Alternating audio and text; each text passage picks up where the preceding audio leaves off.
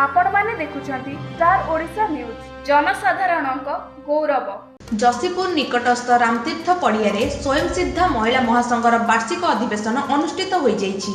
स्वयं सिद्धा गोष्ठीर सहस्राधिक महिला तथा जसीपुर विधायक गणेश राम सिंह खुंटिया मुख्य अतिथि भाव जोगदे दीप प्रज्वलन करी अधिवेशन को उद्घाटन करथिले एवं महासंघर सभानेत्री सत्यभामा महांती वार्षिक विवरणी पाठ करथिले। एही अधिवेशन रे सम्मानित अतिथि भावे जसीपुर पूर्वतन विधायक शंभुनाथ नायक और मयूरभंज जिला महिला महासंघर सभापति प्रमुख जोगदे आर्थिक विकास और एकता बजाय रखिबा उद्देश्य रे उद्बोधन ज्ञापन करथिले।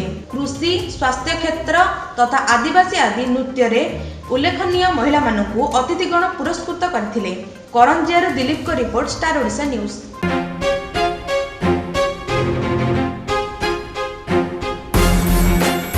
आम चैनल को लाइक करंतु, शेयर करंतु और सब्सक्राइब करंतु और बेल आइकन को दबाइबा पे भूलंतु नहीं।